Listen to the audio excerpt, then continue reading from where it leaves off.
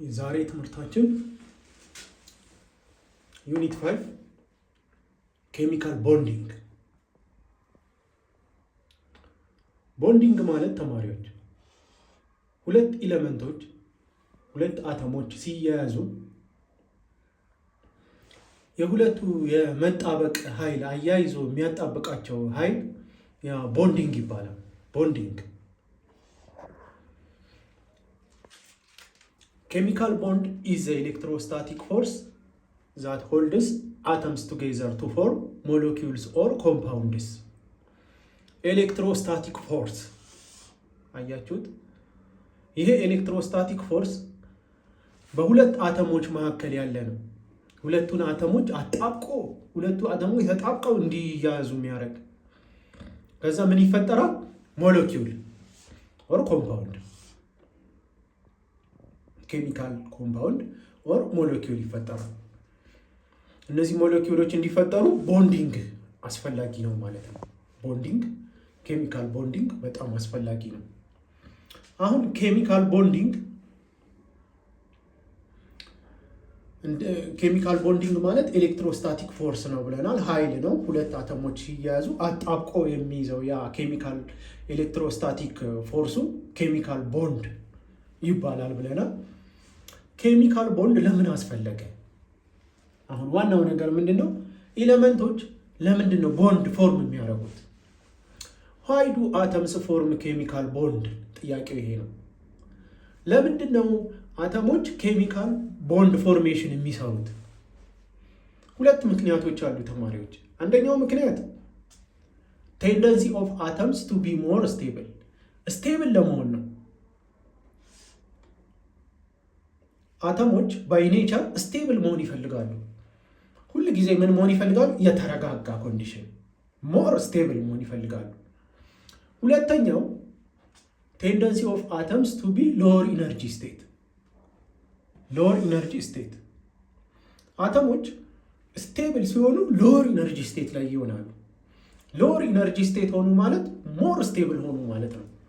ስለዚህ ቦንዲንግ የሚፈጠረው አተሞች ባይ ኔቸር ካላቸው ምን አይነት ቴንደንሲ ነው?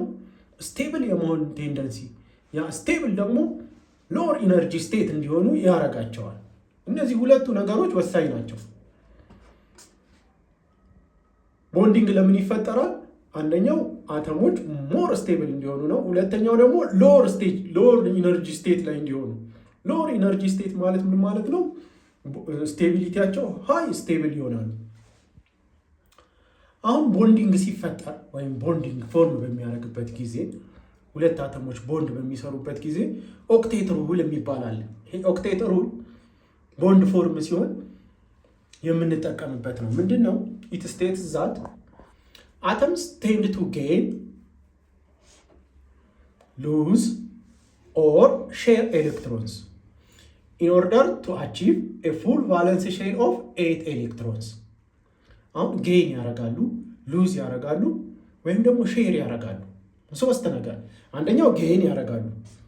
ሁለት አተሞች አንድ ላይ በሚጣበቁበት ጊዜ ምን ያደርጋሉ? ኤሌክትሮን ጌን ያደርጋሉ። ሁለተኛው ሉዝ ያደርጋሉ። የመቀነስ የመጨመርና ኤሌክትሮንን በጋራ የመጠቀም ህግ ማለት ነው። ኦክቴት ሩል ማለት ኤሌክትሮን መጨመር መቀነስና በጋራ የመጠቀም ህግ ማለት ነው። ይሄ ኤሌክትሮን የሚጨምሩት የሚቀንሱት ምን ላይ ነው? ቫለንስ ሼል የምንለዋለን።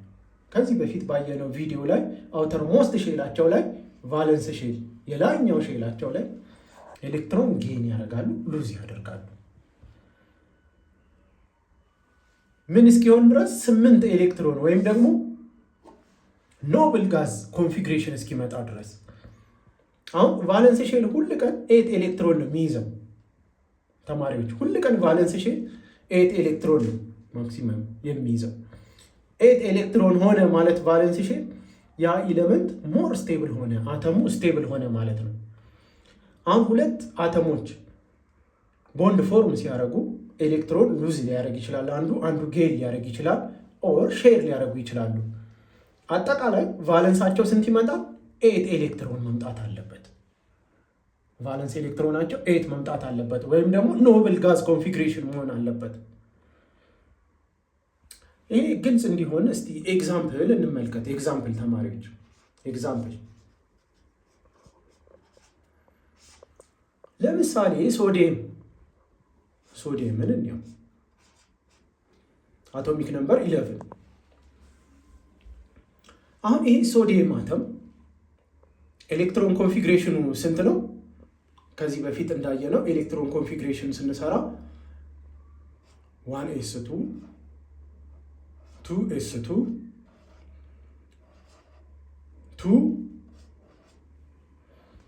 2p6 3s1 ስለዚህ ኤሌክትሮን ኮንፊግሬሽኑ እዚህ ጋር ስንት ይሆናል? 281 ይሆናል። የሶዲየም ኤሌክትሮን ኮንፊግሬሽን ዋን የምትገኘው ምን ላይ ነው? ቫለንስ ሼሉ ላይ ነው። የመጨረሻ ቫለንስ ሼሉ ላይ ነው። አንስቴብል ሶዲየም አንስቴብል እንዲሆን ያደረገው እቺ ዋን ኤሌክትሮን ቫለንስ ሼሉ ላይ ስላለች ነው። አሁን ይሄ ቫለንስ ሼል ዋን ከሆነ አንስቴብል ከሆነ ሶዲየም ክሎሪንን እስቲ እንመልከት። ክሎሪን 17 ፕሮቶን ነምበር ያለው ማለት ነው። ይሄ ስንት የሆነ ኤሌክትሮን ኮንፊግሬሽኑን ስናየው 1s2 2s2 2p6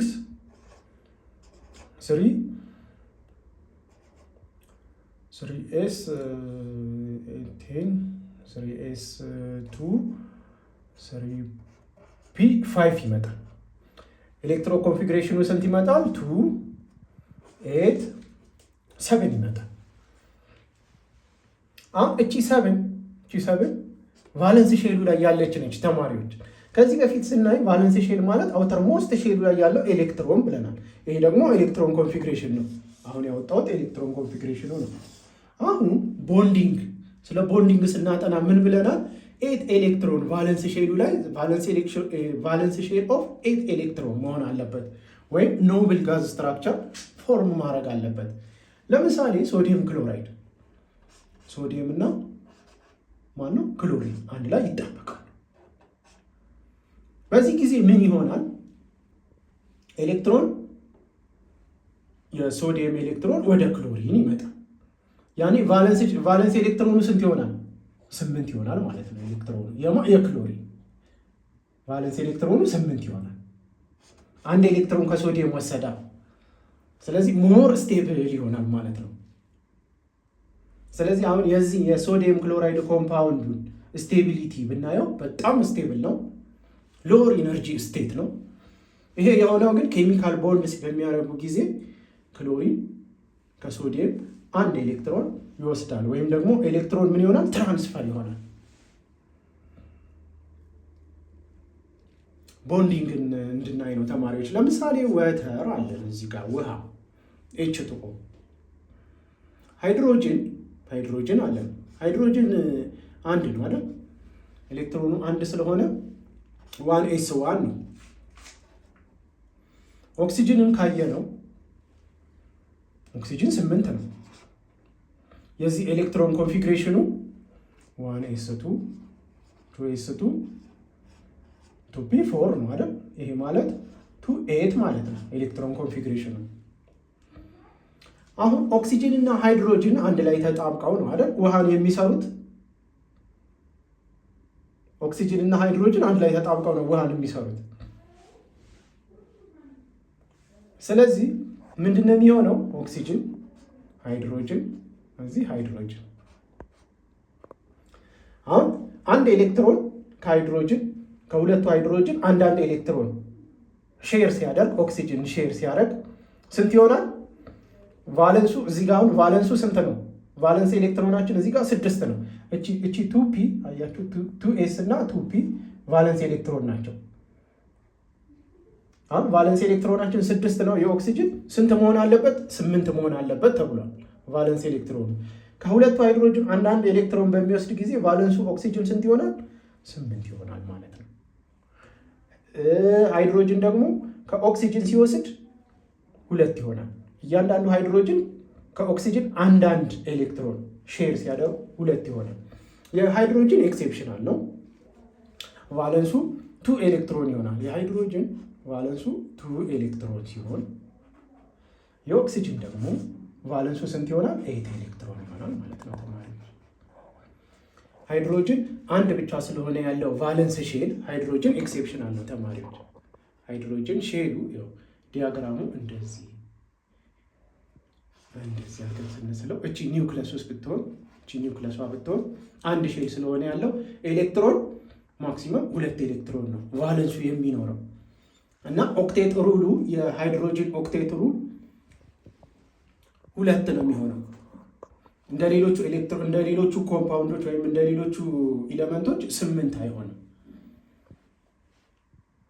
ስለዚህ ኬሚካል ቦንዲንግ ማለት ተማሪዎች ግልጽ ሆኖላችሁ ከሆነ 2 ኤሌመንቶች ኬሚካሊ ቦንድ በሚያደርጉ ጊዜ ሞር ስቴብል ይሆናሉ፣ እንደገና ሎወር ኢነርጂ ይሆናሉ።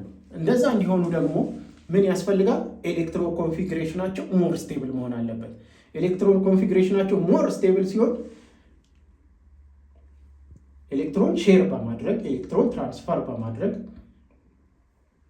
ሞር ስቴብል ይሆናሉ ማለት ነው ተማሪዎች። በጣም ቀላል ነው ቲዎሪው። ይሄ ቦንዲንግ ቲዎሪው ምንም የሚከብድ አይደለም። በሚቀጥለው ትምህርታችን ላይ አሁን ኖርማል ለኤግዛምፕል ያክል ነው ያየነው ቦንዲንግን። በሚቀጥለው ግን ታይፕስ ኦፍ ቦንዲንግ፣ አዮኒክ ቦንዲንግ፣ ኮቫለንት ቦንዲንግ፣ ሜታሊክ ቦንዲንግ እንዴት እንደሆነ አሁን እዚህ ሶዲየም ክሎራይድ ያሳያችሁን ውሃን በደንብ አድርገን ቦንዲንግን በደንብ እናየዋለን እየከፋፈልን። ስፔሲፊካሊ አዮኒክ ቦንድ አለ፣ ኮቫለንት ቦንድ አለ፣ ሜታሊክ ቦንድ አለ። እሱን በሚቀጥለው ቶፒክ ላይ ሰፋ አድርገን እናየዋለን። ለዛሬ